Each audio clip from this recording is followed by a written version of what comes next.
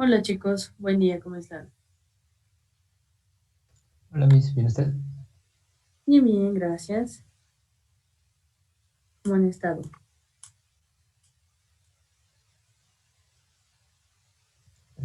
Todo bien, todo tranquilo. Qué bueno, muy bien, muy bien. Ok, a ver, para el día de hoy ya tendrían que haber terminado todos los dos ejercicios completos, ¿ok? No los voy a checar aquí en clase, ¿por qué? Porque nos tomaría ahora sí con mucho tiempo, ¿ok? Pero sí los voy a checar cuando hagan la entrega. ¿Para qué? Para que hoy ya podamos continuar con algo diferente, ¿ok? Sí, no, tal vez, ¿sí? Ok. Sí. ¿Ya? ¿Estamos de acuerdo? Sí. Ok, perfecto. Hay gente que ya me entregó, pero hay gente que todavía no me entrega. Entonces, solo tienen que entregar, ya saben cuánto porcentaje vale de su calificación, ya tomamos mucho tiempo para esta parte, entonces vamos a tener que continuar. Bueno, déjenme les comparto. Ujú.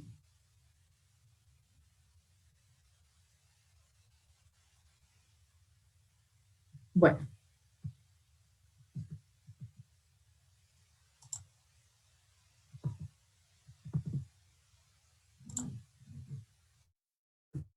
entonces, ¿qué es lo que vamos a empezar a trabajar? Ya trabajamos desde el inicio del semestre con algunas cositas que nos faltaron ver.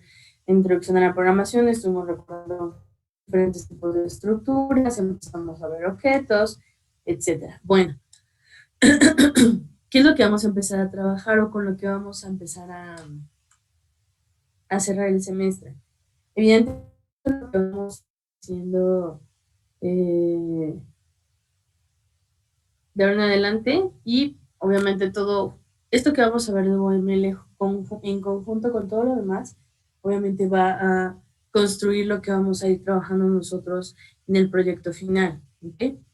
Necesito que me vayan compartiendo, porfa, su camarita, porque aquí sí necesito ver si me están entendiendo o no, y que me vayan poniendo presente en el chat, ¿va? Por favor, para su asistencia. Igual ya se está grabando la sesión. Bueno.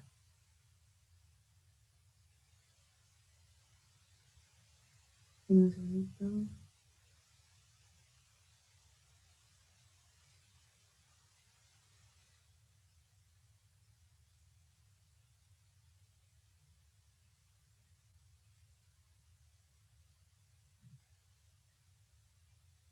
Ahora sí son muy poquitos, ¿no? Son 9. ¿Qué pasó con todos los demás? Ni idea. ¿Quién sabe? Empezamos como con 15, 16, más o menos.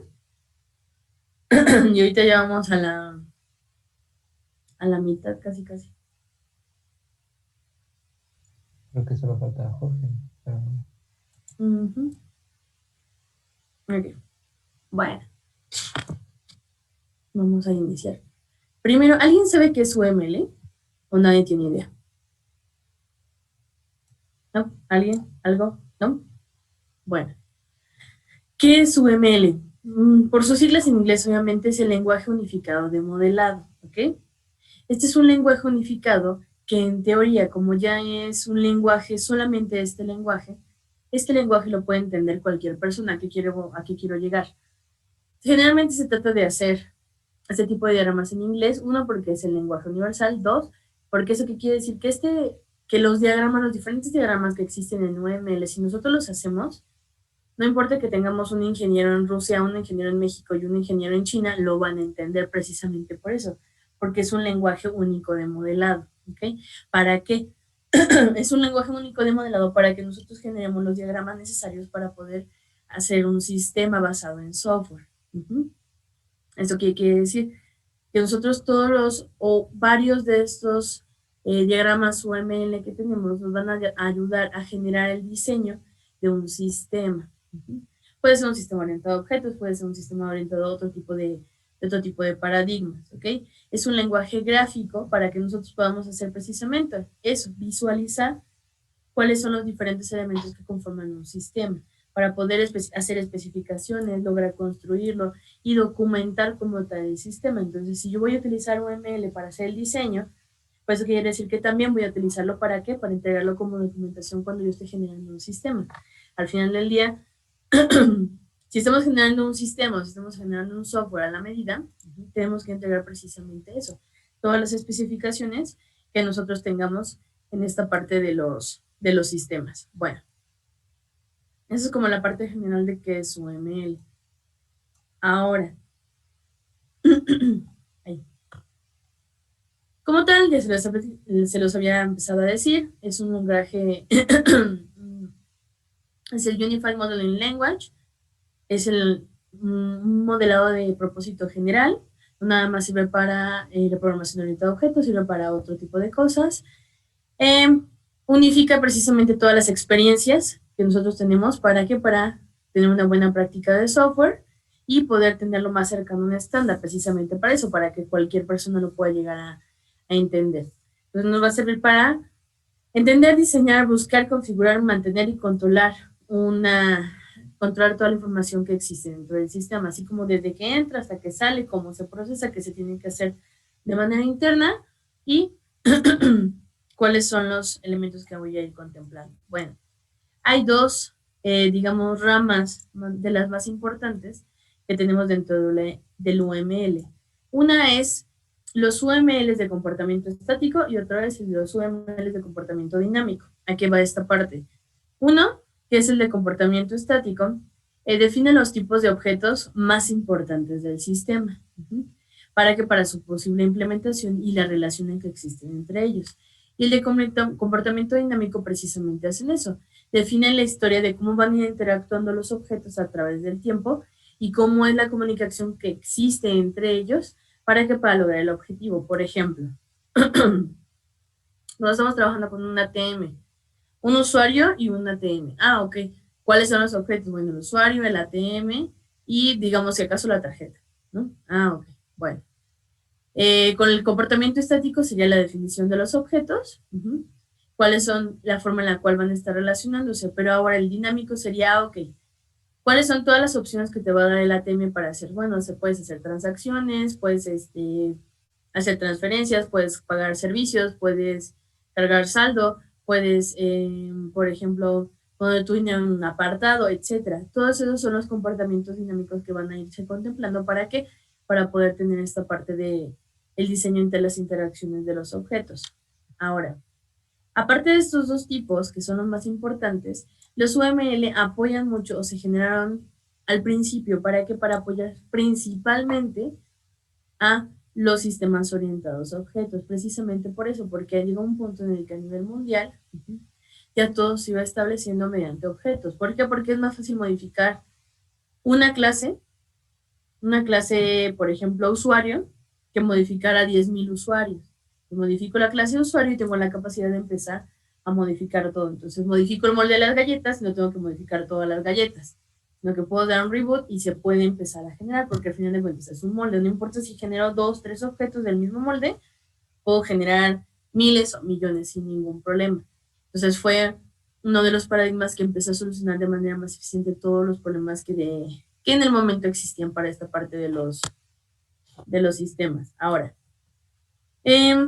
¿para qué nosotros vamos a empezar a utilizar los modelos? ¿Para qué nosotros nos van a servir? Bueno, un modelo lo que trata de hacer es capturar todos los aspectos importantes que nosotros vamos a tener en el sistema de una manera más simple y quitándole toda esta parte del ruido. ¿A qué voy con el ruido? Todo lo que no sea importante, que no sea indispensable para que yo entienda cómo funciona el sistema, eso va a funcionar como ruido. Entonces, voy a generar un modelo o muchos modelos para que, primero, para capturar de manera precisa los requerimientos. Recuerden que para cuando nosotros empezamos a generar un sistema no se genera de la nada, sino que tiene que existir un problema o tiene que existir una serie de procesos que quieras, por ejemplo, automatizar o que quieras, por ejemplo, solucionar cuando es un problema o que quieras utilizar la tecnología para qué, para, por ejemplo, automatizar una cantidad de tareas, ¿no? Entonces, nosotros nunca vamos a generar un sistema de la nada, siempre necesitamos contemplar cuáles son los requerimientos. Por ejemplo, puede que exista un sistema, que sea un sistema de ventas, pero pues en el momento en el que vino la pandemia, pues desde hace varios tiempo, todo lo que se vende en línea te manda una confirmación por correo. Pero tú como ofertabas un servicio que generalmente es un servicio chiquito, un servicio local, tú no mandabas correo cuando se hacía una compra. Pero ahora como ya es una necesidad que hasta te solicitaron los usuarios, tú te diste cuenta como locatario que pues al final del día sí ya se está haciendo necesario, entonces puede que uno de los requerimientos, uno de los puntos sea mejorar el sistema. ¿Para qué? Para que ahora el sistema mande un correo de confirmación para cada venta. Ah, bueno, entonces empiezas a ver y a apreciar cuáles son todos los requerimientos que se van determinando para el sistema, para la mejora del sistema, etc. Ahora, ¿para qué me va a ayudar también el modelo? Para pensar en el diseño de un sistema. Nosotros podemos tener modelados de todo, de la base de datos, no van a empezar a abrir base de datos, podemos modelar hasta cómo va a funcionar, modelar la manera en la cual nosotros vamos a querer que sea, por ejemplo, la transición entre pantallas. Un diseño de interfaces, ustedes tuvieron que haber hecho en algún momento mockups, que era precisamente eso, de una manera muy simple, como detallado, como muy burdo. Pueden haber dicho, ok, voy a estructurar la página web que quiero diseñar, pero pues sin necesidad de estar trabajando tanto ni con Photoshop ni nada por el estilo, sino hacemos un maquetado simple. Entonces, este tipo de modelos me ayudan a pensar en el diseño del sistema y también me van a ayudar a identificar cuáles son los problemas que tiene precisamente el diseño. Y es más fácil, obviamente, hacer una modificación en papel y en lápiz o en un diseño que cuando ya eso ya está programado, probado y está siendo validado. ¿Por qué? Porque si tomas en cuenta todos y cada uno de los ciclos de vida para el desarrollo de sistemas, pues te vas a dar cuenta que todo es tiempo. Y en la empresa el tiempo es dinero. No puedo estar perdiendo tiempo porque estoy perdiendo dinero y puede que no llegue a entregar el proyecto en tiempo y forma. ¿Por qué? Porque tal vez el contrato yo dije como consultora que va a generar el proyecto que lo voy a entregar en 4 meses. Y por no haber hecho un buen diseño, no haber hecho un buen modelado, no haber probado el modelado, me doy cuenta que voy a tener que hacer un rediseño del 30% del software. Y que eso me va a tomar otro mes. Eso obviamente para ti como consultor es pérdida. ¿Por qué? Porque puedes recibir hasta una demanda por incumplimiento de contrato. ¿Por qué? Porque no pudiste hacer algo tan simple como mejorar un modelo en papel y en lápiz, ¿no? Entonces, me ayuda también a hacer la toma de decisiones de una forma mutable. O sea, ¿cómo? Tengo una versión, la modifico, la veo, la analizo, checo los requerimientos que sí estén cumpliendo con todos los requerimientos y en caso de que no, lo vuelvo a modificar. ¿Esto qué quiere decir? Que puede ser, digamos, interactivo e incremental. ¿Por qué? Porque al final del día tengo la capacidad de modificarlo. ¿Por qué? Porque no me va a costar casi nada. No estoy ya con un sistema funcional y lo voy a implementar y me estoy dando cuenta que tiene problemas. Al contrario, estoy apenas generando un modelo y bajo ese modelo puedo hacer N cantidad de modificaciones.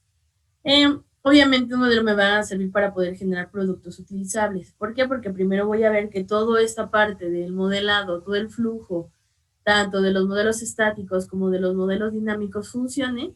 Y si eso funciona, me va a ser un poco más fácil empezar a llevarlo a esta parte de la puesta en producción. Ahora, también me va a servir para qué? Para encontrar, filtrar, examinar y editar información de sistemas grandes.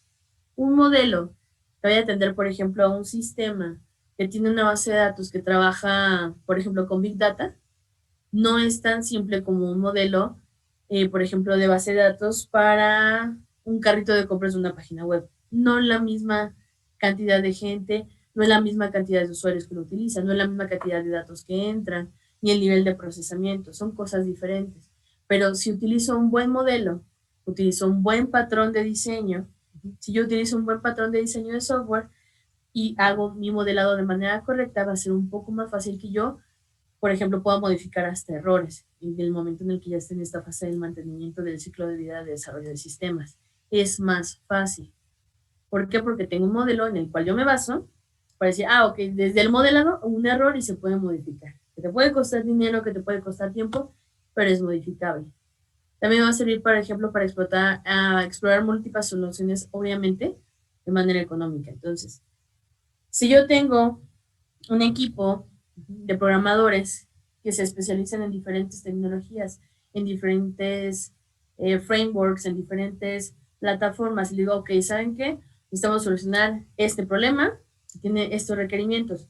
¿Qué soluciones podemos generar? Pues podemos generar desde un sistema que esté, un sistema embebido, podemos generar un sistema que esté basado en web, podemos generar un sistema que esté ejecutable, que lo puedas montar en cualquier máquina. ¿Cuál es la solución más eficiente? ¿Cuál es la mejor solución? Y al final del día, cada uno va a tener un diseño diferente, al final del día cada uno va a tener una ejecución de manera diferente, pero que tengo una solución de manera económica. ¿Por qué? Porque apenas lo estoy dibujando, maquetando en un software o a papel y a lápiz, y obviamente analizar las ventajas y las ventajas de las soluciones me va a ser 1000 veces más simple. Y obviamente para también dominar sistemas complejos, como por ejemplo, hay modelados que nos van a servir para nosotros analizar sistemas, por ejemplo, en lugar de que sean locales, o que sea una página web simple, o que sea algo chiquito, por ejemplo, nos va a servir para trabajar con sistemas que son de procesamiento. Una parte del proceso se lleva a cabo en México, otra parte del proceso se lleva a cabo en Australia y otra parte del proceso se lleva a cabo en Estados Unidos. ¿Eso qué quiere decir? Que no es un sistema centralizado, que es un sistema descentralizado y que es un sistema distribuido. Tanto su procesamiento como su control es de manera distribuida, no lo tengo de manera central. Al contrario, hago uso desde fibra óptica, procesamiento, etcétera. ¿Por qué? Porque tal vez así necesita funcionar el sistema, no lo necesito centralizado. Es total y completamente distribuido. Eso quiere decir que el uso de recursos, el uso obviamente esta parte de la seguridad de la información, de un millón de cosas son muy diferentes. Eso quiere decir que el sistema tiene que ser más, o que en este caso se convierte en un sistema más complejo. Entonces, un modelo me va a servir siempre para hacer la solución o la cantidad de soluciones, las que sean de manera más económica, poder analizar realmente cuáles son los requerimientos y dónde se van a ver reflejados en el sistema que quiero diseñar. Tomar decisiones de forma un poquito más estructurada y sin tomar tanto tiempo ni al final de cuentas dinero, para poder generar mi solución de manera puntual, de manera entendible, que todos, desde un analista de sistemas hasta el líder de proyecto, hasta el programador, entienda.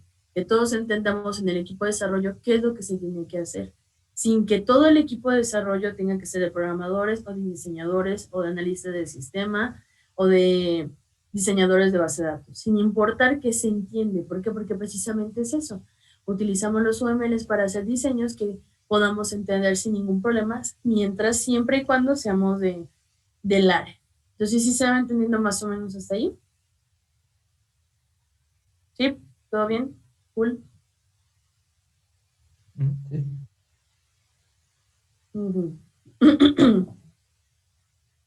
Bueno, entonces.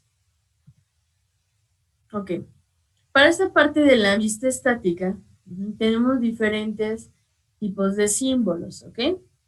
Nosotros vamos a trabajar en específico con la vista estática. ¿Para qué? Para que empecemos a hacer la asociación entre, ok, ya entendí que es un objeto, ya lo programé, ya lo utilicé, ya lo instancié, y ahora vamos a ver cómo eso se tiene que plasmar en, digámoslo burdamente, a papel y a lápiz. Vamos a trabajar nosotros con la vista estática.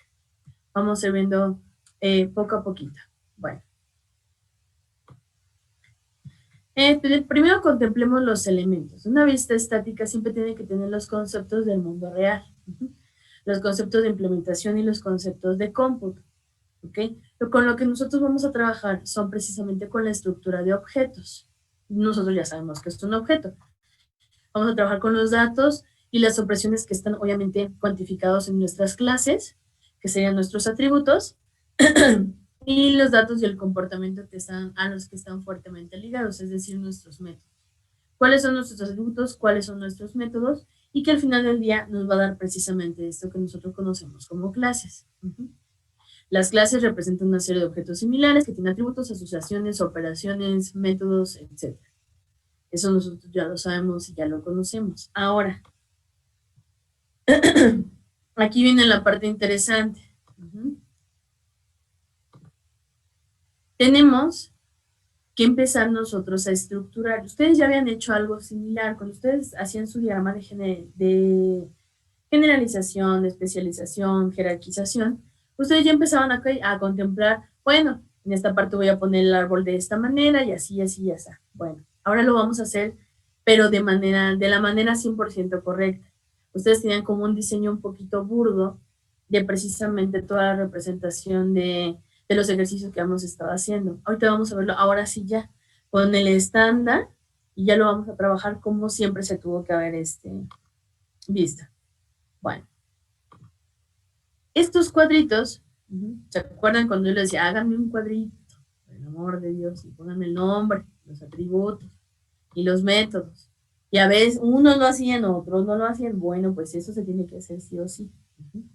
Tenemos el nombre de la clase, que en este caso es subscription. Tenemos esta parte de los atributos. Y tenemos los atributos, o sea, ¿cuál es el atributo? Ah, bueno, el atributo series, tenemos que es un tipo de objeto string. El precio por la categoría, tenemos que es un objeto tipo categoría. Y para el nombre tenemos que es un integer. Entonces, ya habíamos visto, lo vieron ustedes en el ejemplo de los médicos, cuando podemos hacer caso o uso de objetos dentro de objetos. Es precisamente lo que está pasando aquí. Tenemos un tipo, el precio de la categoría, que es un objeto tipo ¿qué? Categoría. En el caso del string, pues el de las series, pues es un objeto tipo string. Y en el caso del número, pues es un tipo de entero, un tipo de dato simple. Ahora, ¿qué tengo? En las operaciones, tengo cómo voy a calcular el costo, que necesito que precisamente esta parte del dinero. Si voy a hacer una reserva, todos los, en este caso, los elementos que le tengo que pasar al método de reserva para que pueda hacer lo que tenga que hacer, y el método de cancelaciones. Entonces, ya vamos a tener que empezar a darle forma estructurada a todo lo que nosotros habíamos estado haciendo. Entonces, ¿se acuerdan que yo les dije que tenían que hacer sus cuadritos? Bueno, pues ahora tengo que hacer los cuadritos así, igualitos, como yo les había dicho, con el nombre de la clase, los atributos y las operaciones. ¿Ok? Y vamos a tener que empezar a especificar cómo. Bueno, vamos a empezar a ver cómo tengo que hacer este tipo de especificaciones para poder empezar a trabajar con las vistas estáticas. ¿Ok? Ahora, existen diferentes tipos de relaciones. ¿Para qué veo las relaciones? Bueno, para que yo empiece a entender cómo voy a tener que empezar a hacer mis diagramas de clases. Lo que ustedes hacían era algo similar a los diagramas de clases, nada más que de una manera como muy simple. Aquí le vamos a tener que empezar a meter un poquito más de lógica al asunto. Bueno, al final de cuentas ustedes tienen diferentes tipos de clases. En cualquier ejemplo con el que quieran plantear. El de los animales, el de los médicos, cualquier ejemplo que ustedes quieran. Existen 4 tipos de relaciones principales cuando estamos trabajando con vistas estáticas, en específico ¿con qué? Con diagramas de clases. La asociación, tal cual su nombre lo dice, la forma en la que 2 objetos trabajan juntos, o sea, cómo se relacionan, qué es lo que hace que se relacionen entre sí. La generalización era más o menos un concepto muy general a esta parte de la herencia. ¿Por qué? Porque teníamos el objeto persona y después teníamos el objeto empleado y cliente. Al final de cuentas, la misma flecha me da a entender cómo empiezo a trabajar precisamente con herencia. ¿Por qué? Porque estoy generalizando del objeto usuario y del objeto empleado, por lo generalizo en persona. Esos conceptos ya los hemos estado trabajando. Esta parte de dependencia y de realización no tanto. ¿Qué decíamos con la parte de la relación de la dependencia? Bueno, una dependencia lo que marcaba es la forma en la que una clase era total y completamente dependiente o en cierta parte, porque precisamente no es una generalización, en qué parte una clase depende de otra. Y en la realización es, ok, si están relacionadas o si están asociadas 2 clases, una de ellas realiza la acción A Y para que la acción B se realice en la segunda clase, ¿qué tiene que pasar? Primero que se realice la acción A, o sea, lo diagramo tantito para que me entiendan. Tenemos dos clases. Y estas clases están unidas, ¿por qué? Por una realización. ¿Eso qué quiere decir? Que tienen que ocurrir los métodos que se encuentran en la clase A. ¿Para qué? Para que pueda ocurrir los métodos que existen en la clase B. Vamos a ir viendo poco a poco ejemplos de este tipo de relaciones, ¿ok? No pasa nada si no queda 100% claro, ¿ok? Lo mismo para la dependencia. Si no existe el objeto A, no puede existir el objeto B. ¿Por qué? Porque el objeto B depende total y completamente del objeto A. Y en la parte de la realización, si no ocurre lo que tiene que ocurrir en el objeto A, no puede ocurrir nada del objeto B. Es como si estuvieran ligadas la tarea 1 con la tarea 2. Entonces se lleva a cabo primero la tarea 1, no puedo llevar a cabo la tarea 2. Lo vamos a ir viendo poco a poquito y vamos a ir viendo ejemplos de cada una. No pasa nada si no lo entiendo al 100%, pero tenemos que ir viéndolo poco a poco. Ahora, bueno. ¿Cómo vamos a empezar a estructurar un diagrama de clases? Ustedes ya han trabajado con esta parte de la anotación de los atributos desde que ustedes empezaron a trabajar con las clases. ¿A qué voy? Bueno, ¿cuáles son las anotaciones de los atributos? Ya lo han trabajado, ya lo han utilizado ustedes sin ningún problema. Es precisamente esto. Cuando yo voy a hacer mis atributos públicos, privados, protegidos, o voy a establecer que vienen de parte de una derivación, que es precisamente lo que hacía el constructor. El constructor me decía cuáles eran los atributos que iban heredándose de parte del padre y del padre del padre del padre, ¿no? Entonces, tengo un atributo público, lo voy a marcar con un más, privado, con un menos, si es protegido, con un gatito, y si es derivado, con un slash. Ok, un atributo subrayado es un atributo estático. ¿Eso qué nos va a tratar de decir? Que es un atributo que no debería ser modificado en ningún punto. ¿Por qué? Porque un diagrama de clases a mí también me funciona para trabajar en un futuro, es decir, un sistema que ya se generó, que ya tiene toda la cantidad de diagramas necesarios en la documentación, etcétera, se enmarcan o se subrayan para precisamente eso, que el programador después de 5 años que esté tratando de modificar el sistema, no haga modificaciones mayores que vayan a tener diferentes tipos de impacto. Para eso se subrayan los atributos, pero no pasa nada si ahorita no los subrayamos. ¿Por qué? Porque los ejemplos que vamos a estar viendo son ejemplos muy tangibles. Bueno, la anotación para los métodos. Tenemos la visibilidad opcional, el nombre del método, la lista de parámetros y todos se van a separar por una coma. ¿Ok? Y, por ejemplo, tenemos aquí un detallito, por ejemplo, tenemos imprimir, ocultar, crear ventana. Necesitamos que para crear ventana, nuestro parámetro de coordenadas. Y aquí tenemos un ejemplo de hasta el tipo de dato que pueden contener o arrojar en este caso. Entonces, dependiendo de cómo nosotros o qué tipo de método tengamos, vamos a empezar a establecer precisamente utilizando la anotación. Si es público, si es privado, si es protegido. Derivado no puede ser porque es bueno, dependiendo de qué tipo de método, pero lo podemos derivar. Y si no, simplemente vamos a empezar a establecerlo como nosotros lo tengamos dentro de nuestro ejercicio. Ahora, ¿cómo lo veo todo aquí? En la clase A, o si lo vemos desde círculo, tenemos el nombre de la clase, que eso lo vimos en la lámina anterior, la visibilidad de mis atributos, los tipos de datos del atributo, la visibilidad de mis operaciones, en este caso de mis métodos, si requiere parámetros o no requiere parámetros, y el tipo de dato que regresa. Estos son obviamente mis operaciones o mis métodos, como lo quieran llamar. Ahora, cuando estos son los nombres de las clases. Aquí estoy trabajando con mi clase círculo. Estos ya son los objetos, ¿vale? Tengo que es un nombre del objeto, o sea, un círculo es el nombre del objeto. ¿Qué tipo de objeto va a ser? Un tipo de objeto tipo círculo. que tiene un radio de 3.4, un centro X de menos 2.0 y un centro Y de 2.0. Los valores en específico de los atributos. Ahora, acá tengo otro ejemplo. Tengo la clase A y la clase B. Si nos regresamos una lámina, tenemos esta parte de la generalización. ¿Okay? Aquí tenemos una generalización. Nosotros la generalización también la entendemos ya como herencia, no nada más como generalización, sino como herencia.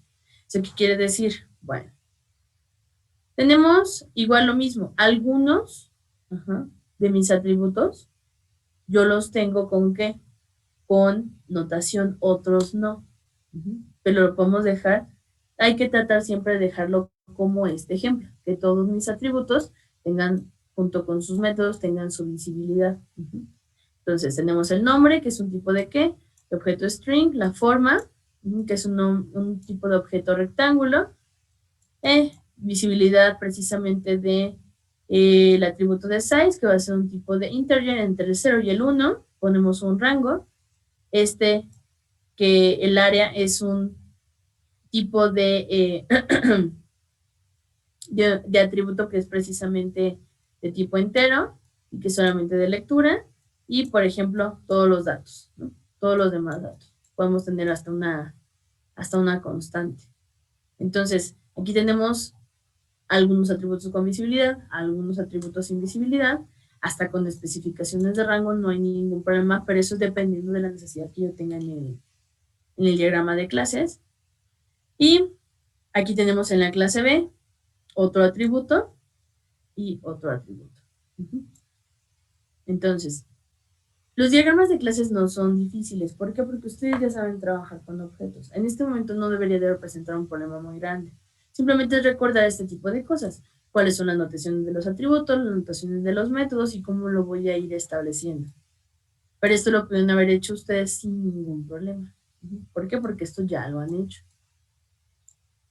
Ahora, ¿hasta ahí más o menos vamos? ¿Sí? No, más o menos. Una pregunta. Definir la visibilidad de un atributo. Si no la definimos, se entiende que es pública, ¿no? Si no la defines, se entiende que es total y completamente pública. La idea, para aclarar. La idea de que nosotros emprendamos diagramas de clases de manera inversa, porque lo que como lo hemos estado platicando, nosotros hacemos diagramas, en este caso diagramas de clases, antes de diseñar el sistema. Ustedes que han empezado a hacer, haciendo una forma de diagramado, diseñaban el sistema. Lo que vamos a tratar de hacer ahorita es precisamente eso, la ingeniería inversa. Ya tienen varios sistemas o varios problemas implementados y ahorita van a empezar a hacer ¿qué? Lo inverso. Ahora va a tener que ustedes generar sus diagramas de clases, precisamente esos problemas que ya están. Pero digamos que a nivel adquiero conocimientos es más fácil. ¿Por qué? Porque van yendo de la mano, vamos viendo herencia, vamos aplicándola, van viendo que es un método, lo van utilizando y ya para el momento de nosotros empezar a hacer un diagrama de clases ya es más fácil. ¿Por qué? Porque ustedes ya saben perfectamente que, por ejemplo, para que exista encapsulación necesitamos hacer nuestros atributos ya sea privados o protegidos. Entonces ya saben que tiene que ir un menos, o que tiene que ir un más, o que tiene que ir un gato. ¿Por qué? Porque ya lo tienes programado, entonces simplemente es hacerlo al revés. Después, cuando ustedes salgan a la empresa o salgan al área, van a dar cuenta que precisamente primero tengo que hacer mi diagrama de clases y después empezar a implementar algo.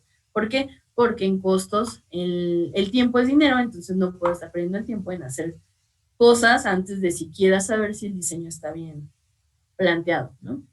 Pero ahorita se les va a facilitar un poquito más a ustedes hacer precisamente trabajar con diagramas de clases. Bueno, ¿de aquí vamos todo bien? Sí, perfecto. Va. Bueno. Vamos a empezar a trabajar con relaciones un poquito más específicas para que empecemos a trabajar con los conceptos de cardinalidad, etcétera, navegación, etcétera. Bueno. ¿Qué es una asociación? Ay, Un segundito, ¿eh? Un segundito.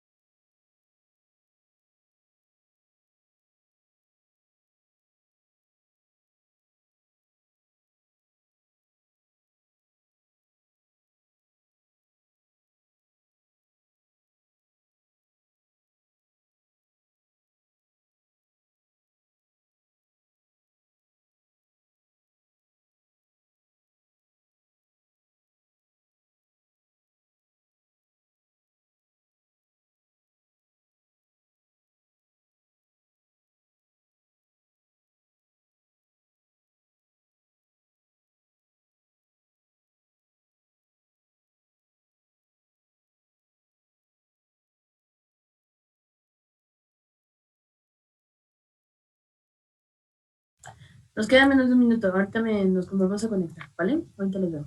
Sí.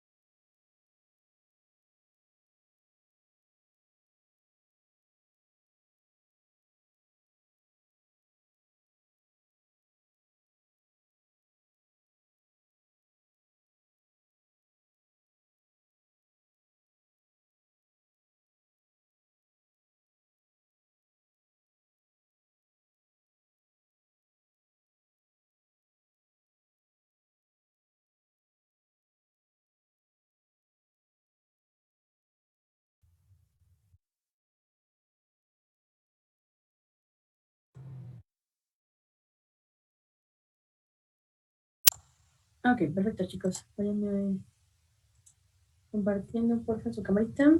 Y continuamos, ¿va? Les vuelvo a compartir. Ok, bueno. Esto ya lo vamos a empezar a enfocar un poquito más a precisamente cómo se empiezan a relacionar nuestros objetos, independientemente de que la relación exista entre un objeto mediante la herencia, ¿ok? En esta parte del ejemplo. Bueno, cuando nosotros trabajamos con asociaciones, son tipos de relaciones en las cuales se muestran lo que son tipos de relaciones simples. Entre dos objetos, como viene aquí el ejemplo. Tenemos la empresa y un empleado. Obviamente, existe, o nosotros diagramamos por necesidad, en este caso, el diagrama de caso de uso, perdón, el diagrama de secuencia, ¿no es cierto? El diagrama de clase, perdón, es que me confundo con otras clases. Tenemos el diagrama de las clases, y para nosotros podemos generar este diagrama de clases, necesitamos ver cuáles son los objetos que tenemos. En este caso tenemos a la empresa y al empleado. Nosotros, de manera lógica o de manera abstracta, entendemos perfectamente bien que entre la empresa y el empleado existe una relación. Esta relación es de asociación porque es una relación simple. ¿Por qué? Porque una empresa emplea a un empleado y un empleado trabaja ¿qué? En una empresa. Es simple, es conciso, no hay mucho problema. Entendemos cuál es la relación que existe entre ambos. Y, por ejemplo, ¿qué tenemos que establecer para nosotros establecer precisamente la relación de asociación? Tenemos el nombre, los roles de relación, la multiplicidad, que es la cardinalidad, ahorita vamos a ver esta parte, y qué tipos de multiplicidad existen. ¿Esto qué quiere decir? Que tenemos de 1 a muchos, de 0 a muchos y de 0 a 1, junto con otras. Pero las principales son estas tres. Entonces tenemos el nombre de ¿qué?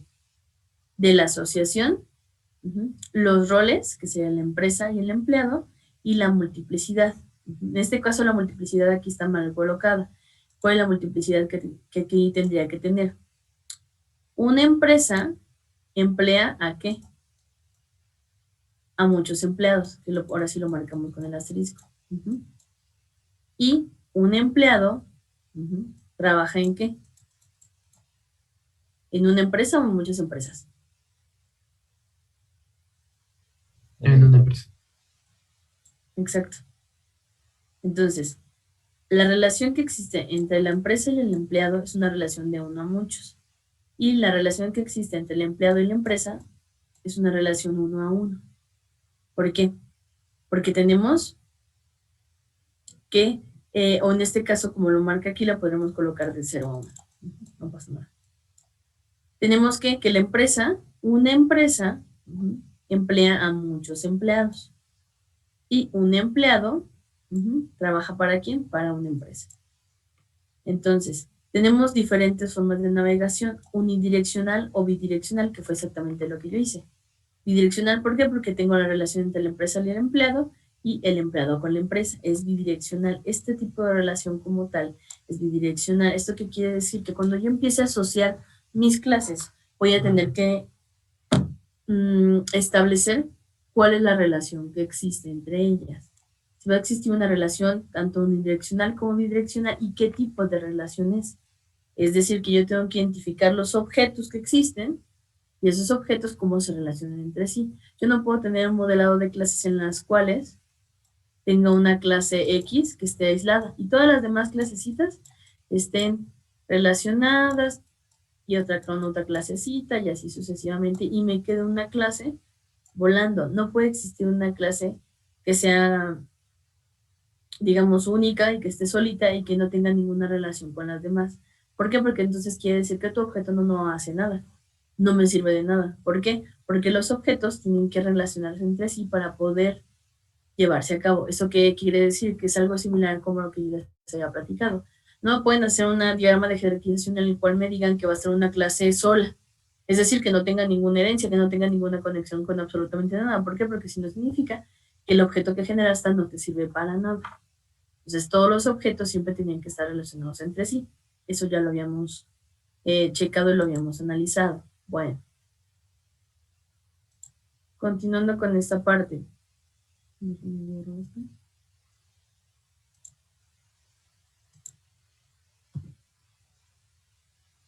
Vamos a continuar con una relación diferente.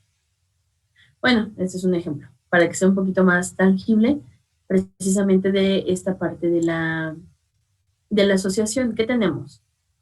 A ver, ¿quién me va diciendo qué tenemos aquí? Ya empezaron a ver cuáles son los tipos. ¿Qué tenemos aquí? ¿Alguien me explica qué tenemos aquí? En la clase de actor, ¿qué tengo? Son atributos, ¿no? De arriba, los primeros. ¿Y qué tipo de atributos son? Son privados. Luego abajo Ahora. están los métodos.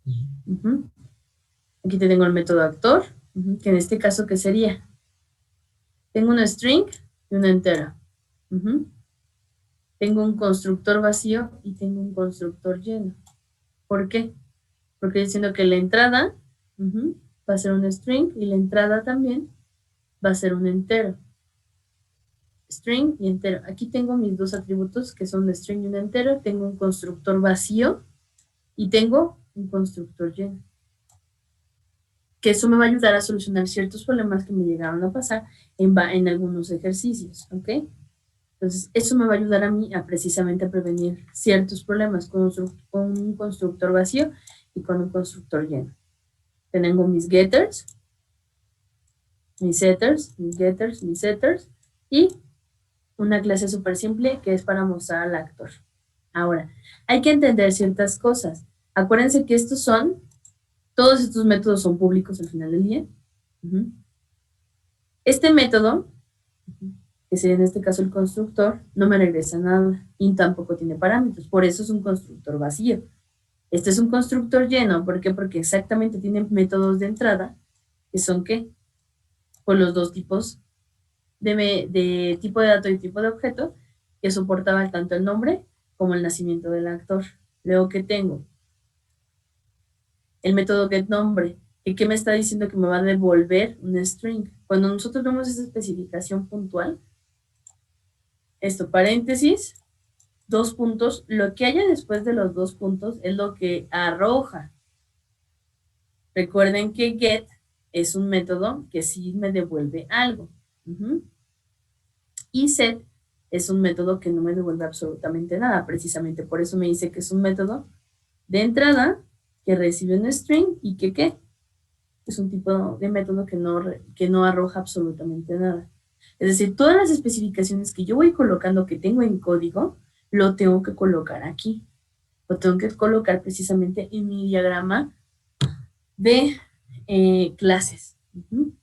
Entonces, todo lo establezco desde si va a ser privado, si va a ser público, si va a ser lo que tenga que ser, hasta los parámetros de los métodos. Igual lo mismo, getNacimiento, sí, arroja un resultado, que sería un entero, y setNacimiento no, solamente recibe un entero y es un tipo void. Y tengo un método público simple, que es mostrar actor, y que es que un void también. Ahora, ¿qué estoy estableciendo aquí? Que puedo tener para una película puedo tener desde ningún actor hasta máximo 15. Estoy estableciendo la cardinalidad. Podemos tener una relación o tenemos aquí una asociación entre actor y película en la que yo establezco que podemos tener desde ningún actor hasta ¿cuántos actores? 15. Y ya. ¿Eso qué quiere decir? Que puedo generar 15 actores diferentes, 15 objetos, el actor 1, el actor 2 y así sucesivamente, pero solamente hasta 15. ¿Por qué? Porque para este ejercicio, para este ejemplo, solamente puedo contemplar hasta 15. Es una película que solamente tiene hasta 15 actores, no puedo meterle más. Y eso también lo tengo que establecer. ¿Para qué? Para que pueda meter, por ejemplo, un constraint o pueda meter un tope en el momento en el que lo esté programando. Como, ok, en el momento en el que ya tengamos 15 actores diferentes, ya no puedes generar ningún otro tipo de objeto. Más que eliminar, más que editar, etc. Ahora, cuando nos vamos directamente a película, tenemos exactamente lo mismo. Apreciamos que todos son privados, esto quiere decir que ya estoy utilizando encapsulación forzosamente y que tengo diferentes cosas. Primero que el título va a ser un tipo de objeto string, el director también, la duración va a ser de tipo de dato entero. Los actores, aquí voy a tener que hacer uso de ¿qué? ¿Esto qué es? Un objeto actor, ¿no? Está a la izquierda. Primero, voy a tener que hacer uso del objeto actor y establezco que solamente puedo tener 15 y estos los voy a ir almacenando ¿en qué? En una regla. Una regla. O sea, todo esto aquí lo estoy estableciendo en 4 palabras y con cosas y con datos que nosotros ya conocemos, estructuras que ya conocemos nosotros. Y bueno, el número de actores que es de tipo entero. Listo. Luego me dice lo mismo, tenemos un constructor vacío, tengo un constructor lleno, y lo mismo, estoy estableciendo mis getters, mis setters, mis getters, mis setters, cha, cha, cha, y después muestro la película que es un void. Tiene que ser un método forzosamente que sea de tipo void, y ya nuestra película puede tener lo que sea, puede tener los actores, puede tener lo que nosotros vayamos a querer. Estamos de acuerdo que con esto, ahorita que ya lo ven o que ya lo entienden, digamos, de manera parcial, ustedes podrían programarlo, sí o no. Con estas especificaciones, como está aquí, ¿lo podrían programar? 2 clases simples. Me está diciendo si es público, si es privado, hasta los atributos, ¿no? Si son públicos, si son privados, cuántos métodos voy a tener que poner, cómo los voy a tener que poner, si van a ser void, si van a tener un return o no lo van a tener, cuáles son sus entradas de los parámetros. Aquí me está diciendo absolutamente todo. Eso quiere decir que sin ningún problema esto yo lo puedo llevar a la práctica y a código. Sí.